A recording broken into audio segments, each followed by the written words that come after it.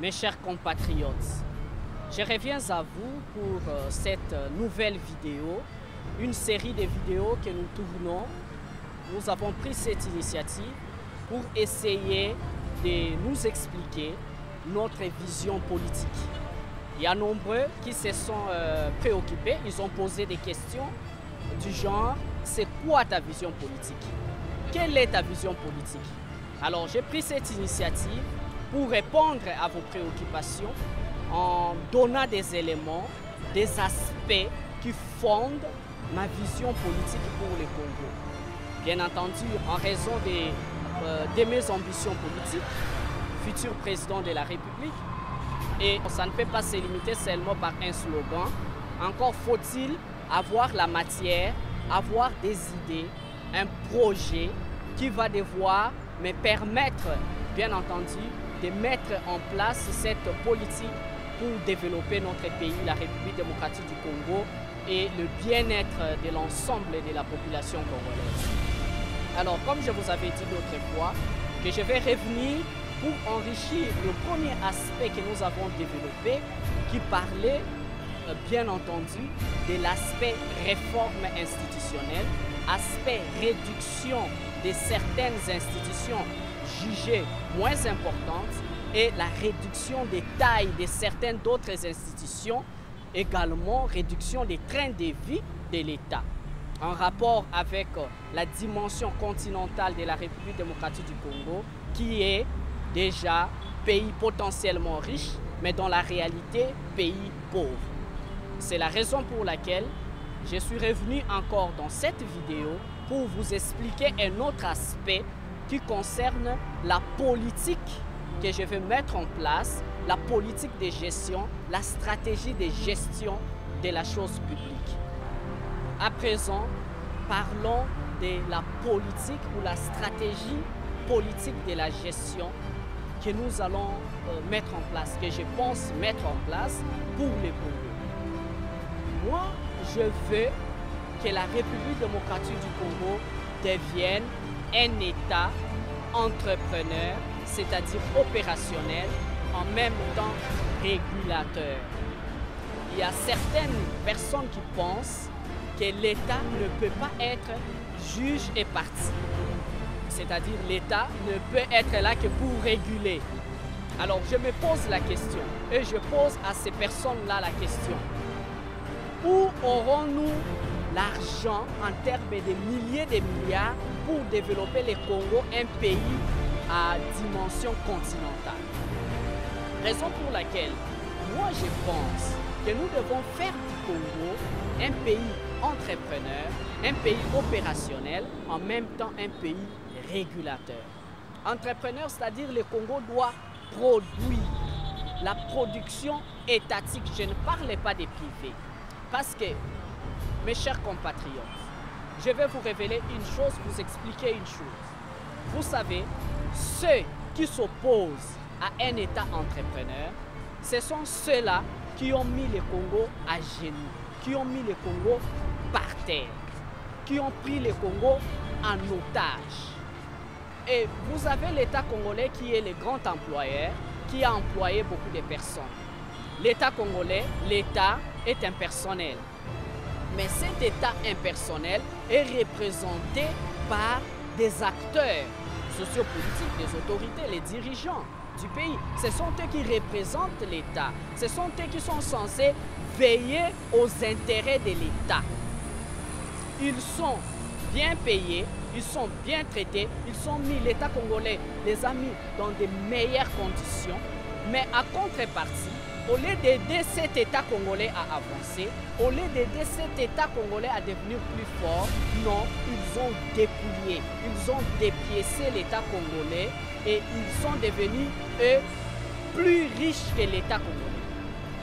Toutes ces personnalités, la plupart, nombreux d'ailleurs, personnalités politiques, haut placées, ils sont, si vous réunissez toutes les richesses, ils dépassent la richesse du Congo. Ils sont devenus plus riches que l'État congolais qui est l'employeur, qui les a employés. Alors pourquoi ils défendent cette politique de privatisation, de désaffectation des patrimoines de l'État? parce qu'ils sont eux-mêmes, pour la plupart au Congo, nous n'avons que des commerçants et des affairistes, pour la plupart, qui sont venus en politique, qui sont venus aux affaires de l'État pour s'enrichir, avec des discours démagogiques devant les médias, devant la population, mais l'objectif visé, l'objectif sous-jacent, c'est enrichir, c'est acheter des châteaux, construire des bâtiments, avoir des affaires. C'est l'objectif qu'ils visent.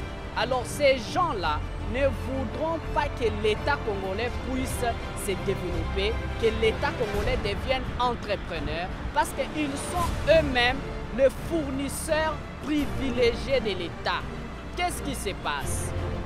L'État a besoin, par exemple, de construire une route ou, je ne sais pas moi, d'acheter des équipements et créer des entreprises à la va-vite, subitement. Ils mettent en place une entreprise rapidement et comme ce sont eux qui décident de la sélection des entreprises qui vont réaliser ce travail, ils sélectionnent leurs propres entreprises et ils vont rendre un service, un travail bâclé parce que cette entreprise-là n'est pas qualifiée, ils n'ont pas de l'expérience à long terme dans ces domaines-là. Et au-delà de ça, si ce ne sont pas leurs entreprises, ce sont des commissions, c'est-à-dire ils prennent une entreprise qui existe et ils orientent les marchés, ils donnent les marchés à cette entreprise-là et derrière, lui, il a sa commission. C'est comme ça que j'ai dit que nombreux sont venus en politique pour s'enrichir, nombreux sont venus pour se faire de l'argent et c'est comme ça qu'ils ont dépiécé l'État congolais, c'est comme ça qu'ils ont amoindri la force étatique de l'État. L'État n'a pas grand-chose. Vous vous en souviendrez que le président de la République actuelle, il a dit dans un discours qui a fait d'ailleurs fait couler beaucoup d'encre et de salive, que Mboka et Sekoufanango, le pays est déjà mort, le pays est déjà détruit. Pourquoi il dit ça? Lui, en tant que président de la République, ça suppose, il est dit en connaissance des causes. Parce que lui, il a l'information. C'est la personne, une institution la mieux informée de la République démocratique du Congo. Donc quand il dit quelque chose, il est dit en connaissance de cause. C'est cela la réalité. Et ces gens-là ne permettront pas au Congo de devenir un État fort. Parce que leurs affaires, leurs clients, c'est l'État congolais. Or, si l'État s'est développé, ils n'auront plus encore un client, un grand client qui est l'État congolais qui va faire, leur donner des recettes, leur faire passer des marchés pour leurs intérêts. C'est comme ça qu'ils sont allés jusque dans des lois de la République démocratique du Congo. Ils ont légalisé la privatisation, la désaffectation. Non, l'État ne peut pas faire ça, on va désaffecter. L'État ne peut pas faire ça. Et même les patrimoines de l'État, les patrimoines fonciers de l'État, ils ont quasiment tout dépouillé l'État. En réalité, même le patrimoine immobilier, l'État n'a pas grand-chose. Et si vous allez voir qui sont ces gens-là qui ont racheté ces biens, ce sont le même employé de l'État congolais qui est l'employé.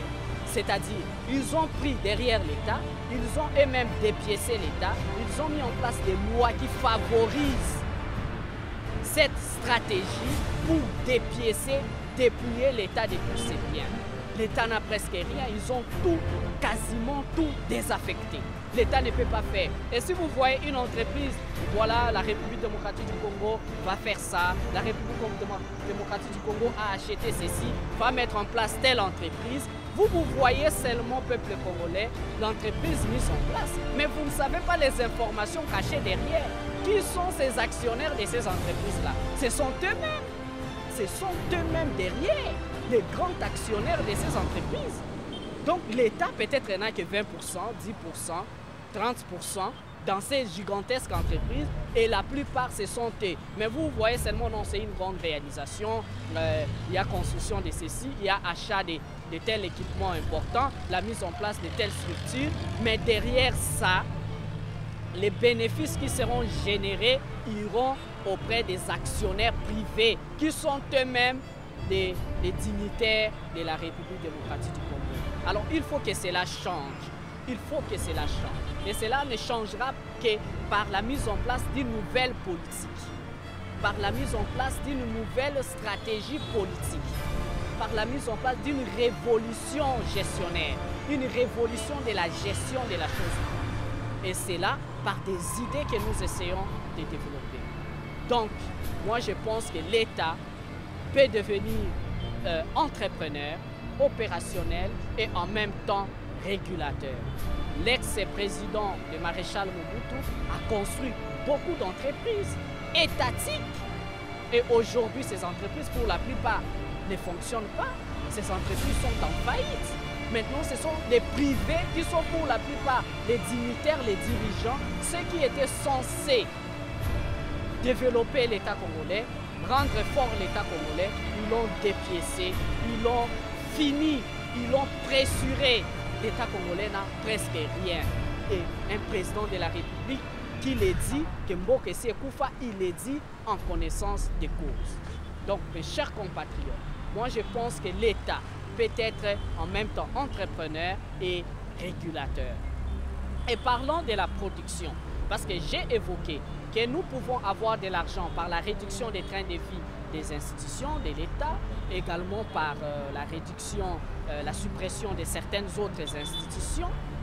Notamment, j'ai parlé du Sénat, des assemblées provinciales, mais je pense aussi que nous pouvons avoir de l'argent au niveau des boucher les trous de coulage des recettes, la corruption, le détournement des deniers publics qui est assis derrière cette stratégie de marché public qui permet à ces gens-là de s'enrichir. Donc, le Congo peut aussi devenir un pays qui produit. Alors comment, qu'est-ce que je pense par, qu'est-ce que j'entends par la production étatique? Nous avons des richesses naturelles au Congo, dans nos sous-sols, dans notre sous-sol, nous avons des richesses naturelles, des potentielles richesses. Parce que richesse, c'est quand cela permet à aider, devient capital pour l'humain. Mais ce sont des potentielles richesses. La première des choses, nous allons inventorier nos potentielles richesses. La République démocratique du Congo a quoi comme potentielle richesse? Dans telle province, nous avons telle richesse. Dans telle province, nous avons telle richesse. Nous allons inventorier. Nous allons essayer de voir les potentielles richesses que la République démocratique du Congo regorge. Alors nous allons nous poser la question, à quoi sert par exemple l'or que nous avons au Congo? L'or sert par exemple à avoir des bijoux, à avoir des bijoux par exemple, je prends seulement un seul exemple. Alors, que faire pour prendre l'or brut et le transformer en bijoux? Il faut des industries des raffineries, des industries de ceci et de cela, pour que cela serve à être vendu, pour que cela ait une plus-value. Et dans cette stratégie-là, nous n'avons pas besoin, la République démocratique du Congo, d'aller raffiner par exemple nos richesses, l'or, dans un pays étranger. Ces équipements se vendent, ces industries se vendent actuellement. On peut acheter la technologie, on peut acheter une industrie et implanter dans notre pays, je parle d'une industrie étatique, et produire et vendre. Et cet argent va renflouer la caisse de l'État. Et c'est à l'aide de cet argent que nous allons développer le Congo. Parce que pour développer le Congo, nous allons seulement se focaliser sur les potentielles richesses que nous avons, que ce soit le capital humain, parce que c'est important, parce que c'est l'homme qui transforme la nature. Donc, j'ai donné cet exemple-là. Le Congo a du cuivre. À quoi sert le cuivre? Le cuivre sert par exemple à des câbles électriques, des grands câbles, des petits, des moyens, toutes sortes de câbles, c'est un exemple. Alors comment faire pour prendre le cuivre en état brut, pour la transformer en câble et vendre ça avec une plus-value? Nous allons acheter les industries, la technologie, les industries des raffineries et des transformations, bien entendu, de cette richesse qui est les cuivres. Par exemple, le Congo a quoi? Le Congo a des bois, des arbres qui servent bien entendu à faire des meubles, Alors, vous assistez dans des provinces, même ici à Kinshasa, des écoles où il n'y a pas de bancs, il n'y a pas de pupitres, où les élèves étudient à même les sols. C'est un contraste pour un pays qui a des bois. Et quand vous regardez sur le fleuve, vous voyez les grimes d'arbres qui partent à l'étranger.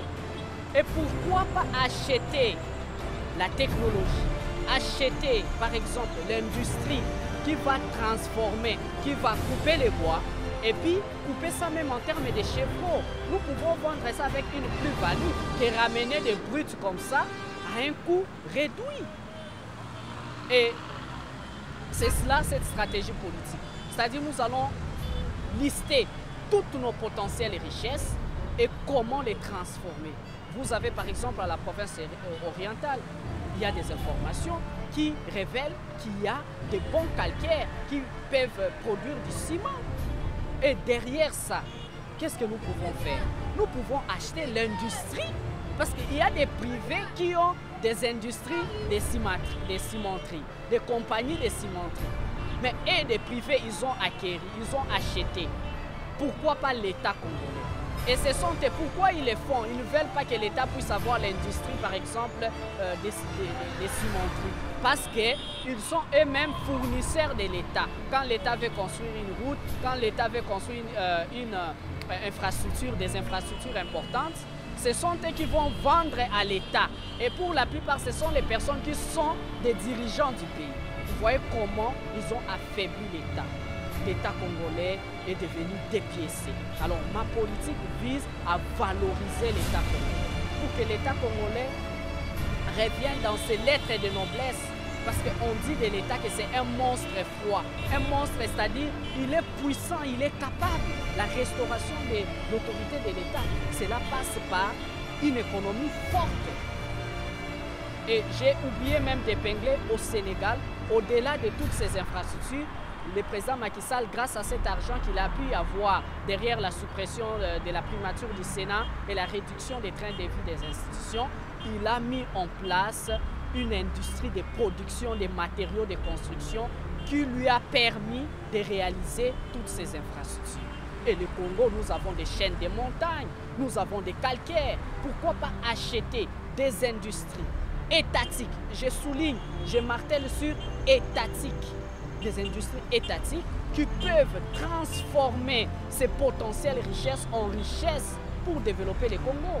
Pour construire le Congo, nous avons besoin d'une industrie étatique de production de matériaux de construction par rapport aux potentielles richesses que regorge la République démocratique du Congo. Et c'est là, à travers lister, inventorier, sélectionner tous nos potentielles richesses dans chaque coin du pays.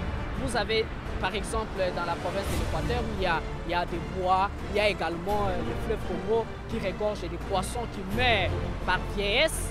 Et nous pouvons mettre en place une industrie de pêche industrielle.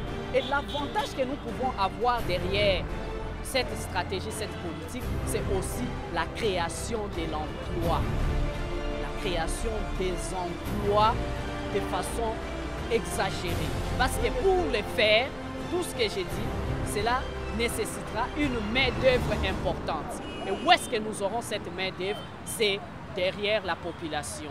Et nous devons, c'est comme ça que nous allons parler prochainement des réformes, bien entendu, de notre système de l'éducation, des systèmes de l'éducation, de l'enseignement en République démocratique du Congo.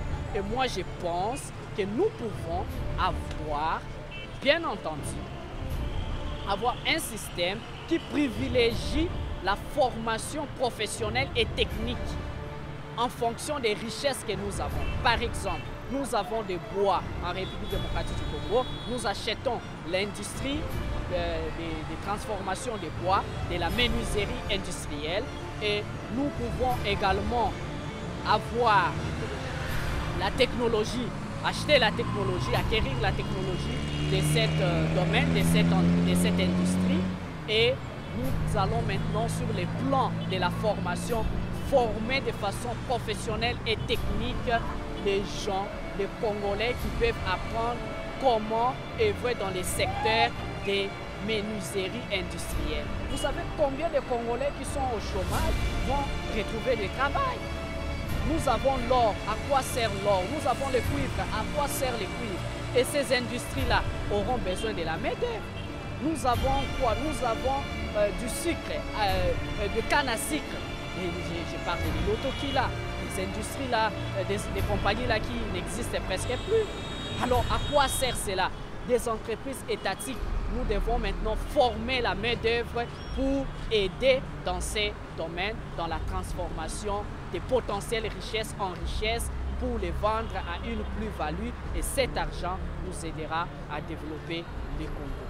Mes chers compatriotes, je reviens pour rappeler que le Congo ne peut se développer que par ses fils et filles, ses dignes fils et dignes filles.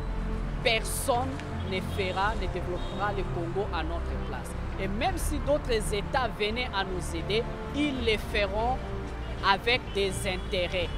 Un État n'a que des intérêts à promouvoir, à défendre. Un État n'a que des intérêts. Alors, nous-mêmes, si nous ne nous organisons pas, si nous ne réfléchissons pas, les dignes fils et dignes filles de ces pays, le Congo restera un pays pauvre dont la majorité de sa population vivra dans la misère, même pendant des siècles. Alors nous devons prendre conscience, nous devons avoir l'esprit révolutionnaire, la révolution dans l'intelligence, la révolution dans les stratégies, la révolution dans des politiques de gouvernance qui vont nous aider d'accélérer, d'aller plus vite. Parce que la Chine l'a fait. La Chine est devenue première puissance économique mondiale, alors que par le passé, la Chine n'était pas répertoriée. Il y a des pays de l'Asie du Sud-Est qui se sont développés rapidement en un temps record. Pourquoi? Parce qu'il y a eu des leaders qui ont apporté des idées et ils ont mis en place ces idées, ils ont matérialisé ces idées et ces nations sont devenues ce qu'elles sont aujourd'hui. Donc c'est possible aussi pour le Congo, surtout que nous avons nombreuses, diverses et potentielles richesses dans notre pays. Mes chers compatriotes, je vous remercie. Je vous invite à visiter toujours ma page Facebook. Vous tapez @Gelor pour le futur président de la République officielle sur Facebook. Abonnez-vous massivement et suivez cette vidéo. Et puis, faites vos commentaires, donnez vos commentaires, vos idées, vos conseils, vos orientations. Nous en avons besoin. Nous allons revenir dans une prochaine vidéo, un autre aspect que nous allons développer dans une prochaine vidéo et nous allons expliquer. Alors nous devons avoir espoir. Le Congo, gardons espoir. Parce qu'il y a de l'espoir pour ceux qui vivent. Parce que nous sommes en vie, parce que le Congo existe, un jour le Congo va se développer. Et le Congo ne va se développer qu'à travers l'un d'entre nos frères ou l'une d'entre nos filles du Congo que Dieu va susciter, qui va nous aider avec une vision. Parce que le Congo, il faut une vision politique, une vision ambitieuse pour développer le Congo. Et la population, nous devons faire confiance à ceux-là qui ont une vision, qui ont des idées pour développer le Congo. Nous devons soutenir, nous devons nous en approprier pour développer notre pays. Mes chers compatriotes, je vous remercie et que l'Éternel, Dieu Tout-Puissant, bénisse notre beau et cher pays, la République démocratique du Congo. Merci.